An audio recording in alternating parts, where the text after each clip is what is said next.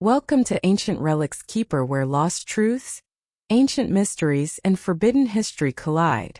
Let's question the past and uncover what was never meant to be found.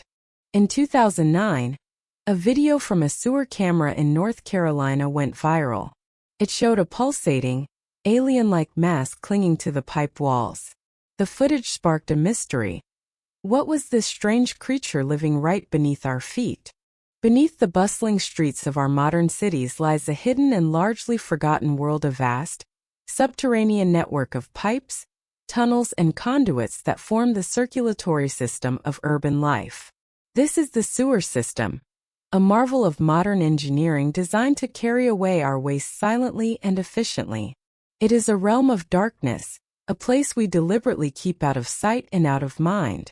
Yet, this man-made underworld has long been a fertile ground for the human imagination, a dark stage for one of our most enduring urban legends, the sewer monster. For generations, stories have been told of strange creatures thriving in the depths of giant alligators, mutant rats, or other unnameable things. In 2009, this long-standing myth appeared to spectacularly collide with reality. A grainy, unsettling video, captured by a robotic camera deep within the sewers of Raleigh, North Carolina, went viral, revealing a bizarre, pulsating alien-like mass clinging to the walls of a pipe. The footage sparked a global wave of speculation and morbid curiosity, launching a mystery that seemed to confirm our deepest fears about the strange life that might be lurking right beneath our feet. The story began as a routine maintenance operation. Workers for the Public Utilities Department in Raleigh, North Carolina, were investigating a potential blockage in a sewer line beneath a downtown neighborhood. To do this, they employed a standard piece of modern plumbing technology: a remote-controlled camera, a small robotic vehicle designed to crawl through the pipes and transmit a live video feed back to the operators on the surface. As the camera navigated the dark, unseen river of the city's waste, the workers saw something on their monitor that made them stop in their tracks. Clinging to the inside wall of the pipe was a large, fleshy, amorphous mass. It was pinkish-brown in color and appeared to be composed of a dense tangle of writhing, worm-like tendrils. Most disturbingly, the entire mass was moving. It was pulsing and contracting with a slow, rhythmic, almost biological beat. As the camera's bright light fell upon it, the pulsing seemed to intensify, the mass recoiling as if it were a single living creature reacting to a threat. The workers, stunned by what they were seeing, recorded the footage. Unsure of what to make of it, one of them shared the video with a colleague, who in turn posted it on a personal blog. From there, the story exploded. The video was uploaded to YouTube, and in the pre-TikTok era of the internet, it became a massive viral sensation, garnering millions of views in a matter of days. News outlets around the world picked up the story, plastering headlines with sensational titles like "Sewer Monster Found in North Carolina," "Alien-like Creature Discovered," and "What is this pulsating blob?" The grainy, low-resolution footage, with its shaky camera work and the eerie, disembodied voice of the operators expressing their disbelief, was the perfect raw material for a modern urban legend. The public's imagination ran wild. The comment sections of blogs and YouTube were flooded with a torrent of speculation, ranging from the plausible to the utterly fantastical. Some suggested it was a previously unknown species, a giant amoeba or a new form of slime mold that had evolved in the unique, nutrient-rich environment of the sewer. Others leaned into more paranormal explanations. Could it be an alien life form, a creature that had arrived on a meteorite and found a home in the dark, wet underworld? Or perhaps it was the result of a science experiment gone horribly wrong, a mutated creature that had escaped from a nearby laboratory. The theories grew more elaborate, with some viewers claiming to see a distinct head or eyes within the writhing mass. The video tapped into a deep and primal human fear, the fear of the unknown, and the specific, culturally ingrained fear of the dark, unseen spaces we have created right beneath our own homes. The Raleigh sewer monster became a global phenomenon, a brief but intense moment when it seemed that the line between urban legend and reality had been completely erased. As the story grew, the Public Utilities Department in Raleigh was inundated with calls from concerned citizens and curious journalists. The situation demanded a more rational and scientific explanation. The department, though initially as baffled as everyone else, quickly moved to de-escalate the monster narrative and to launch a proper investigation. They contacted biologists from local universities and experts in wastewater management to help them identify the strange biomass. The central question was a simple one. Was this a single large organism as it appeared to be, or was it something else entirely? To answer this, they needed to get a physical sample. A team was dispatched to the location of the original sighting. They were able to access the sewer line and carefully collect a sample of the pulsating mass. The sample was taken back to a laboratory for microscopic and genetic analysis. The truth, when it was revealed, was less sensational than an alien from another world, but in many ways it was even more biologically fascinating. The monster was not a monster at all, and it was not a single organism. It was a massive, tightly packed, and highly organized colony of a very common and well-known creature, the tubifex worm. The biologists had solved the central mystery. The strange, pulsating blob was in fact a teeming living mat composed of tens of thousands, perhaps even hundreds of thousands, of tiny individual worms, all working in concert. The viral video was not a hoax, but it was a misinterpretation. A case where a familiar organism, seen in an unfamiliar context and on an unfamiliar scale, had been mistaken for something monstrous and alien. The scientific investigation had unmasked the sewer monster, but in doing so, it had opened a window into a remarkable and rarely seen biological phenomenon: the incredible ability of life to adapt and thrive in even the most extreme and man-made of environments. The story of the Raleigh sewer monster was not the discovery of a new species, but a powerful and unforgettable lesson in the hidden, and often bizarre, biology of the world right under our feet. With the Raleigh sewer monster having captured the public's imagination, the pressure was on the scientific community to provide a definitive and rational explanation.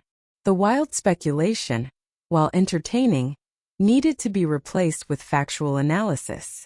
When the samples of the strange, pulsating biomass were brought into the laboratory, the mystery began to unravel quickly.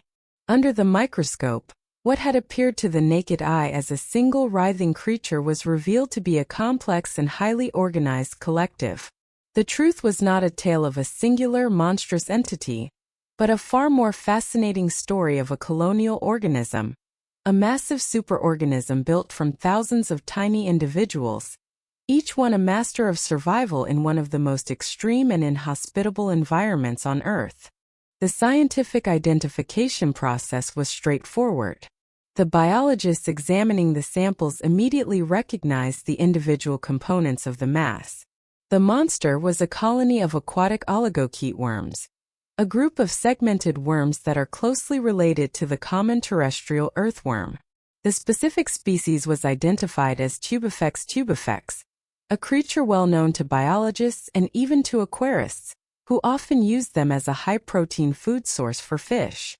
They are commonly known by a variety of more descriptive names, including sludge worms, sewage worms, or river worms.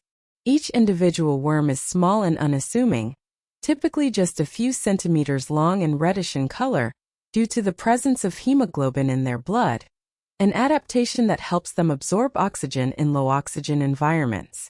They are a common and cosmopolitan species, found in the sediments of ponds, lakes, and rivers all over the world. What made the Raleigh case so spectacular was not the presence of tubifex worms in a sewer, which is, in fact, quite common, but the sheer scale and density of the colony. The alien-like mass seen in the video was not a single giant worm. It was a living, breathing mat composed of tens of thousands of these small individuals, all packed together with incredible density. This colonial behavior is a key survival strategy for the species. The worms anchor their heads into a substrate, in this case, the sediment and biofilm lining the inside of the sewer pipe, where they feed on bacteria and organic detritus. They then leave their tails free to wave in the water column. This constant, undulating motion of their tails allows them to draw what little dissolved oxygen is available in the water over their bodies for respiration. The strange, rhythmic pulsing or breathing that had so captivated and terrified viewers of the viral video was a direct and beautiful manifestation of this collective behavior. It was not the contraction of a single giant heart or lung. It was the coordinated, synchronized movement of tens of thousands of individual tails, all waving in unison. When the colony is undisturbed, this movement can be random. However, when the worms sense a threat such as a change in water flow, a vibration, or, in this case, the bright, sudden light of the robotic camera, they react as a single unit. They retract their tails and press their bodies together, causing the entire mass to contract and pulse. This is a defensive reflex, a collective retreat that minimizes their exposure to the perceived danger. The sewer monster's terrifying heartbeat was, in reality, a synchronized act of fear. The key to understanding why these worms can form such massive and successful colonies in a place like a sewer lies in their remarkable biological resilience. Tubifex worms are classified by ecologists as extremophiles, organisms that can thrive in physical or geochemical conditions that are detrimental to most other forms of life on Earth. Their specific superpower is an incredible tolerance for anoxia, low oxygen levels, and high levels of organic pollution. The average sewer is a profoundly hostile environment for most aquatic life.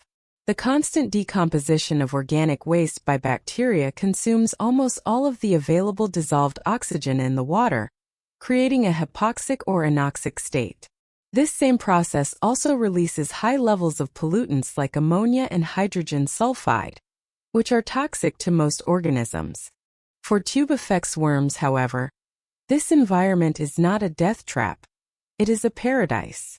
Their hemoglobin is exceptionally efficient at binding with oxygen, allowing them to survive in water with oxygen levels that would kill any fish or other invertebrate. They have also evolved metabolic pathways that can tolerate high levels of pollution. This means that they can live in a habitat that is almost entirely free from predators and competitors. While the clean, oxygen-rich waters of a healthy river support a diverse ecosystem with many different species competing for resources, the polluted, low-oxygen waters of a sewer are a biological desert for most. The Tubifex worms, as one of the few species capable of surviving there, have the entire environment to themselves. Furthermore, the sewer provides them with an all-you-can-eat buffet. The constant flow of organic waste provides an inexhaustible food source. The worms burrow into the sludge and sediment, ingesting the rich organic material and the bacteria that are decomposing it. This combination of a predator-free environment, a lack of competitors, and an unlimited food supply creates the perfect conditions for their populations to explode, leading to the formation of the massive, dense colonies seen in the Raleigh video. The sewer monster was, in essence, the product of a perfect ecological storm, a spectacular bloom of a single highly specialized species that had found its ideal man-made niche.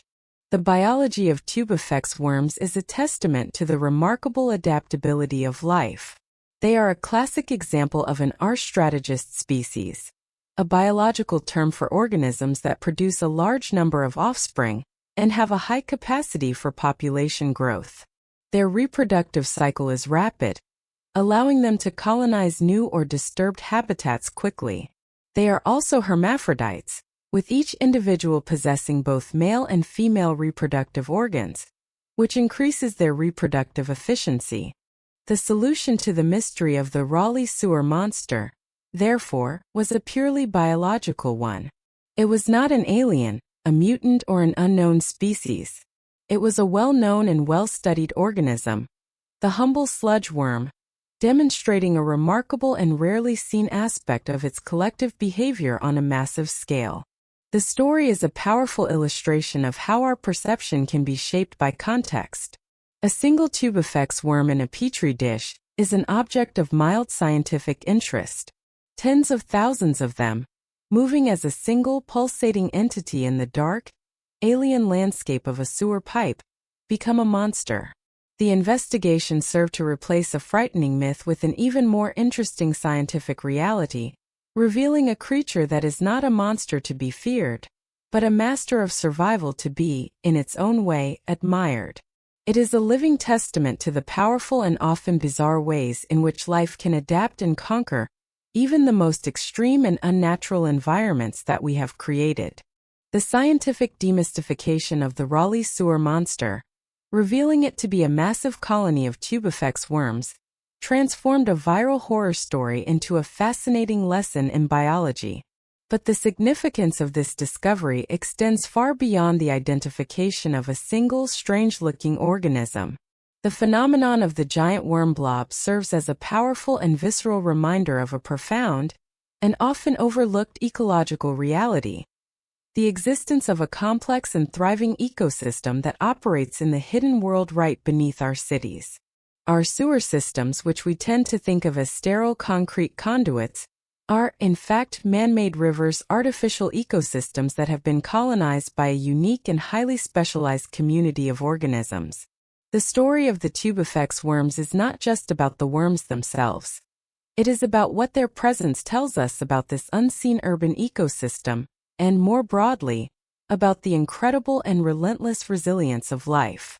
The concept of an urban ecosystem is a relatively new one in ecology. For a long time, cities were seen as anti-ecosystems, sterile environments of concrete and steel that were largely devoid of nature. But this view is now recognized as being far too simplistic.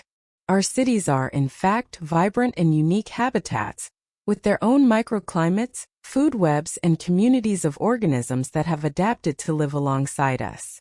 We are most familiar with the surface-level urban wildlife, the pigeons, squirrels, raccoons, and falcons that have successfully carved out a niche in our parks and buildings.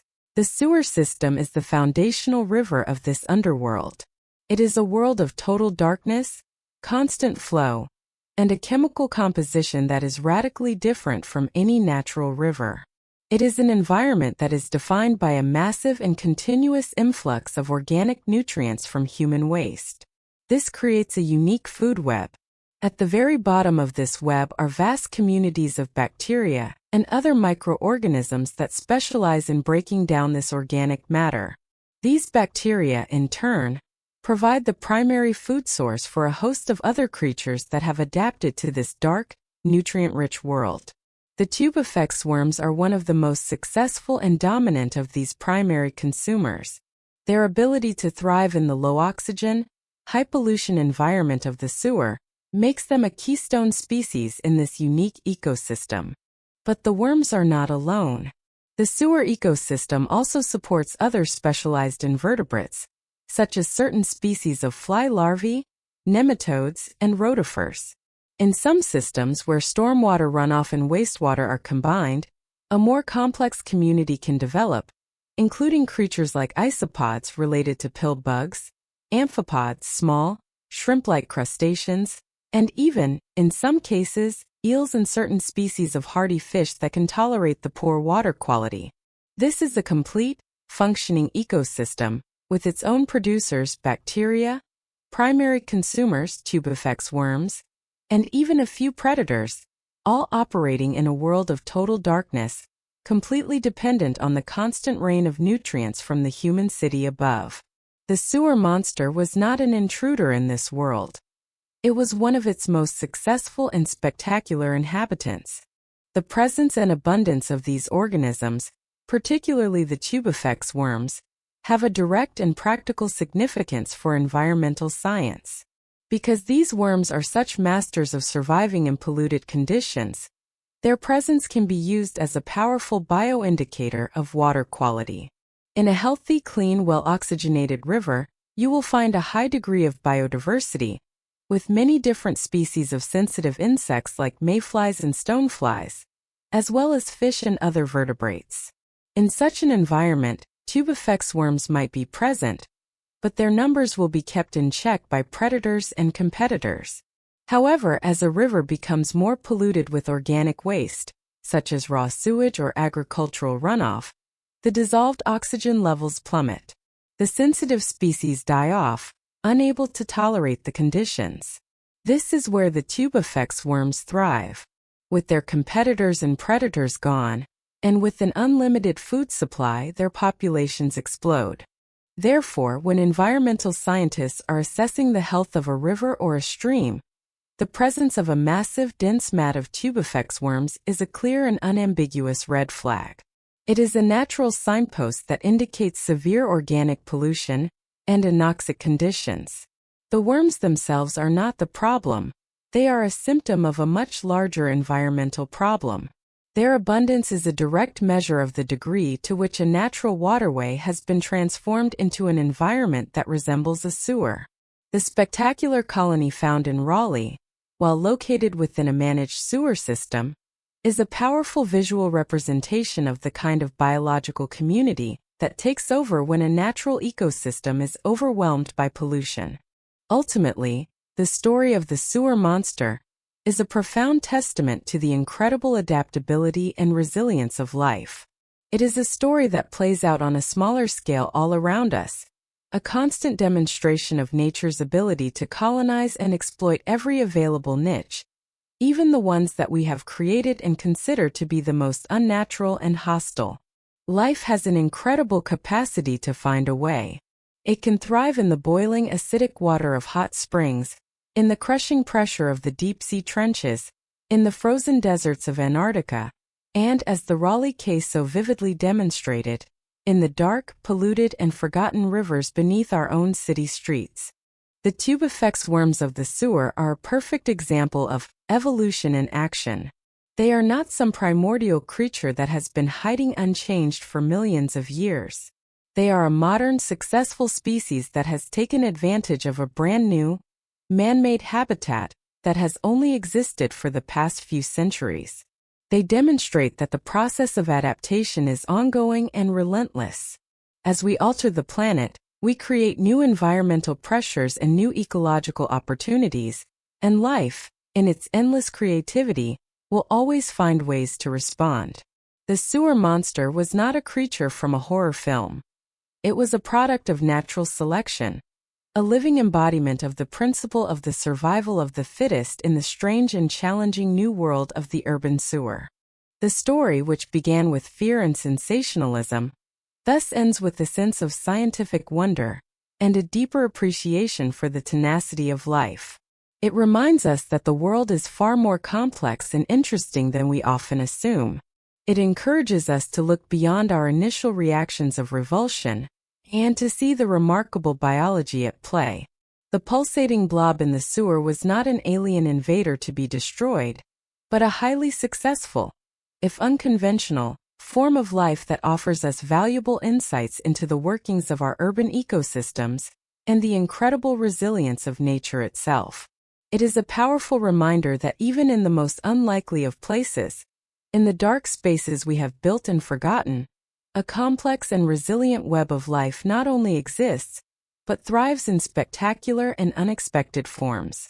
The creature in the sewer was not an alien, but it was a sobering look into an alien world of our own making.